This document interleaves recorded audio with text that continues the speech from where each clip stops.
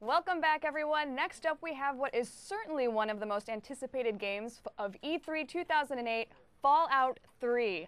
Todd Howard is joining us to demo the game. I'm very excited to see what he's got. I'm going to hand it over to Steve. Steve, take it away. Thanks, Jess. Well, Todd, thanks for being with us today. Hey, Steve. We saw the game at the Microsoft conference, saw a trailer, got to play a little bit of it today, but you've got even more to show us.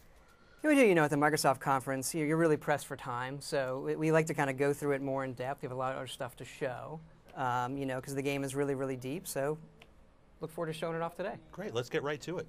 Okay. So some of this, if you watch the Microsoft thing, you've seen before. But this is Fallout 3. It takes place in the year 2277 in post-apocalyptic Washington, D.C. And, we're really pushing the hardware, whether that's the PC, the 360, or the PS3. Easily drawing twice as many objects than we were with Oblivion. So we have a nice comfort zone now with the technology after doing such a big game like Oblivion, and we can put all of that to bear on Fallout 3. And you can play in first person, you can play in third person. So it really is a game where you can make any kind of character you want and do what you want. We have an iBot up here. It's nice to have that option in regards to first person versus third person. Yeah, we found with Oblivion, surprising number of people wanted to play in third person, but it kind of sucked in that game. So we spent a lot of time like, okay, how do we make that better? And plus you got guns and things like that, so you need a nice, like the center of the screen needs to be open for you to shoot. So it's a little more, Resident Evil style over the shoulder camera. Here's my Pip-Boy, the Pip-Boy 3000, which acts as your, PDA for looking at all of your stats. You have charisma. Be pretty nice with the ladies, and you can talk to people and persuade them. You can go the combat route, the stealth route, and then of course you have perks, these are things you can pick when you level up. Right. So a lot of the classic ones from Fallout Return, including Bloody Mess, which if I read that, makes people explode into a red, gut-ridden, eyeball-strewn paste.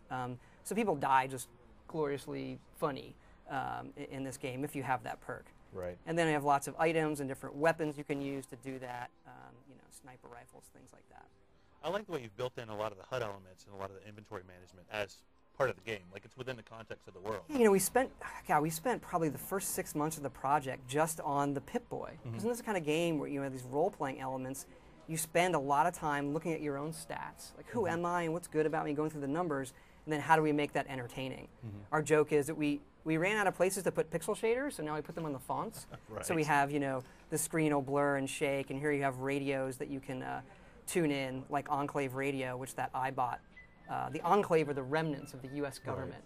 Right. And that's a lot of establishment propaganda kind of stuff. Yeah, they're kind of behind the scenes, a little spooky, and then as you play the game, you find out what they're up to. Let's switch to my sniper rifle here. I'm just amazed at the details. I mean, you mentioned the world, and you've just packed it with so many things that you can look at, and they all have some sort of relevance to the story you've tried to create here. Yeah, our artists and our designers really good at filling out the world and every nook and cranny of it with, really interesting content, and a lot of times the world is what's going to tell your story for you. And you see these propaganda posters, or what was that world like? We became very interested in the world that got destroyed more than the destruction. So this, retro, futuristic, kind of the Tomorrowland that they were dreaming up in the 1950s. Just to jump on what Steve was saying, you guys are notorious for putting a lot of Easter eggs in your games. Like, are we going to get any of? Yes, yes, you are. Are we going to get any of that in this? There's some good stuff, but they're Easter eggs, so I'm not, I'm not going to tell you where the eggs are. I'm not asking to give them away. I just want to know that they're out there so I can go looking for them. Yeah, there's a lot of good stuff, and some of them, they seem like Easter eggs when you play it, but there's just so much content in the game that no matter if I were to sit down and play it, or Steve, or you each are finding different things in the game, and that's what's so cool about it. What I'm showing here is VATS. You saw me kill the one guy in real time, and then here's VATS, which is our Vault-Tec assisted targeting system, which allows you to queue up moves and then use your action points, which are down on the bottom right, and then kind of play it out a little more strategically, and then you press the A button and see what happens. Well, you're rewarding sort of a different kind of cinematic experience here, we're seeing. That's nice. That's the bloody mess you were talking about, right? That's some bloody mess with the sniper rifle. I've got a question about this VATS thing, because when I was playing earlier today, I was interested in sort of understanding the balance between my skills as a player and my character's stats. Like I wasn't sure if I was missing a guy because I sucked or because my character sucked. Where's the balance there?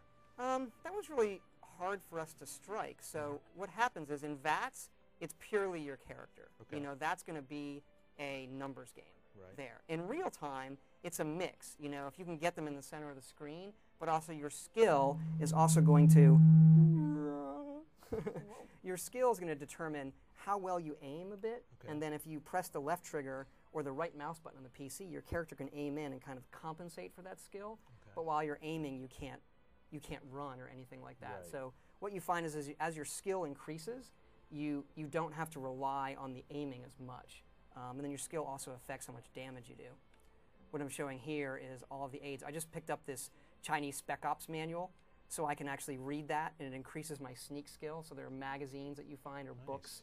You know, the Big Book of Science will raise your science skill. There are various drugs you can take, like Jet from the previous games. Gives you more action points. Psycho's going to let me do more damage. But you can also become addicted to the drugs if you abuse them. That's a good message to send. Now, can you put this area of the world into context for us relative to the overall Yeah, story? I'm kind of on the outskirts of the city. I have left the safety of Underground Vault 101, where I grew up, and I'm out searching for my father. And I'm kind of in the area between the wasteland and downtown DC. So I'm going to use my grenade on this guy. You can use any weapon you want in VATS. So I'm making my way down toward downtown DC. Well, I know you're not going to talk about the actual story or fine. the missions. That's Oh, nice. jeez.